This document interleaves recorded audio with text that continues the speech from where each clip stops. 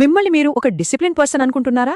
సరే, అలా అయితే ఒక చిన్న విషయం గురించి ఆలోచించి చూద్దాం. డబ్బు విషయం అనుకోండి, మీరొక ప్లాన్ వేసుకుంటారు, కాని ఆ ప్లాన్ మారినప్పుడు ఏమవుతుంది? కన్ఫ్యూజ్ అయిపోతారా లేక వెంటనే సర్దుకుపోతారా?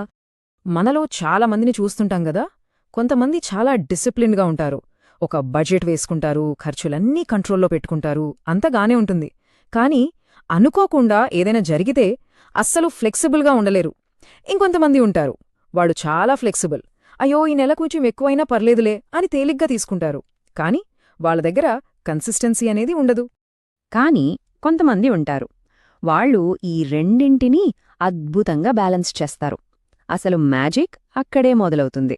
ప్లాన్ అనుకున్నట్టు జరగనప్పుడు ఏమవుతుందో చూద్దామా? ఇది ఒక కథలాంటిది, కాని నిజానికి మనలో చాలామందికి ప్రతీ నెల మొదట్లో జరిగేదే. నెల మొదలైంది, మీరు ఒక పర్ఫెక్ట్ ప్లాన్ వేసుకున్నారు. ఈ నెల సేవింగ్స్ ఇంతుండాలి, తప్పకుండా ఇన్వెస్ట్ చెయ్యాలి అని. మొదటి కొన్ని రోజులు అంతా పర్ఫెక్ట్గా అనుకున్నట్టే జరుగుతుంది. కానీ ఉన్నట్టుండి మధ్యలో ఒక ఊహించని ఖర్చు, బహుశా ఒక ఫ్రెండ్ ఫంక్షన్ గావచ్చు, లేదా ఏదైనా అర్జెంట్ అవసరం గావచ్చు. సరిగ్గా ఆ టైంలో మనసులో ఒక అలజడి మొదలవుతుంది. అయ్యో, ప్లాన్ మొత్తం డిస్టర్బ్ అయిపోయింది, మరి నా సేవింగ్స్ సంగతేంటిప్పుడు? ఇలాంటప్పుడు కొంతమంది ఏమనుకుంటారంటే, అబ్బా, ఈ నెల ఎలాగో ప్లాన్ దెబ్బతింది కదా అని మొత్తం వదిలేస్తారు. అంతే, ఆ నెలకింకా సేవింగ్స్ గురించి మర్చిపోతారు. ఇంకొంతమందుంటారు, వాళ్ళు ఖర్చొచ్చిందా సరేలే అనుకుని కంట్రోల్ పూర్తిగా వదిలేస్తారు. ఈ నెల మొత్తం ఎంజాయ్ చేద్దాం అనే మూడ్లోకి వెళ్ళిపోతారు. చూడటానికి మొదటిది డిసిప్లిన్లాగా అనిపిస్తుంది, కాని నిజానికి అది మొండితనం. రెండోది ఫ్లెక్సిబిలిటీలాగా అనిపిస్తుంది, కాని అది కంట్రోల్ లేకపోవడం.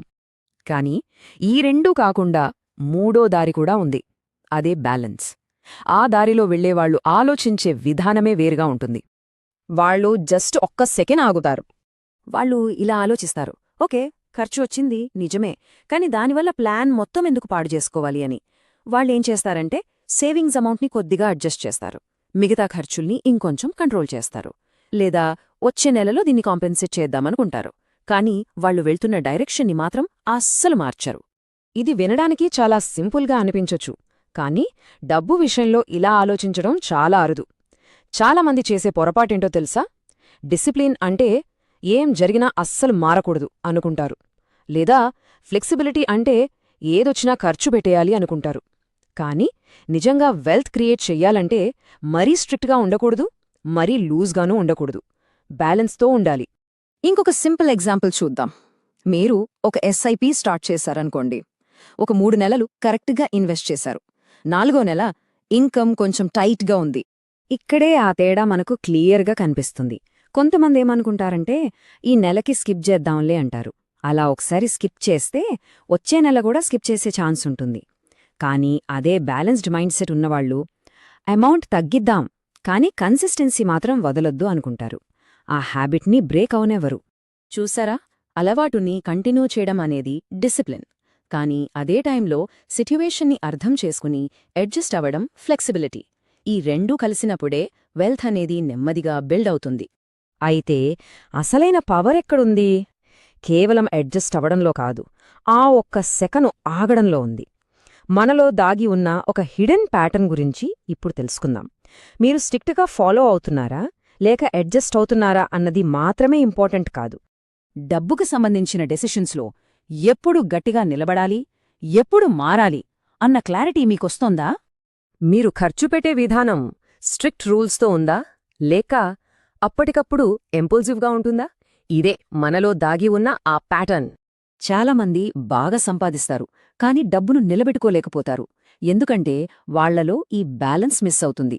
డిసిప్లిన్ లేకపోతే డబ్బు అస్సలు నిలవదు, ఫ్లెక్సిబిలిటీ లేకపోతే గ్రోత్ ఉండలు. ఈ రెండింటి బ్యాలెన్స్ లేకపోతే సంపదను నిర్మించలేరు. మనం మొదట్లో ఒక ప్రశ్నతో స్టార్ట్ చేశాం, గుర్తుందా? డబ్బు విషయంలో ప్లాన్ మారినప్పుడు కన్ఫ్యూజ్ అవుతారా లేక సర్దుకుపోతారా అని. సో నెక్స్ట్ టైం ఏదైనా అనుకోని ఖర్చు వచ్చినప్పుడు వెంటనే రియాక్ట్ అవ్వద్దు. జస్ట్ ఒక్క సెకండ్ ఆగండి. మిమ్మల్ని మీరు ఇలా ప్రశ్నించుకోండి, ఈ మూమెంట్లో నేను తీసుకోగల బెస్ట్ డెసిజన్ ఏంటి? ఆ ఒక్క చిన్న పాజ్ డబ్బు విషయంలో మీ బిహేవియర్ని మారుస్తుంది. ఆ బిహేవియరే నెమ్మదిగా మీ వెల్త్ని బిల్డ్ చేస్తుంది.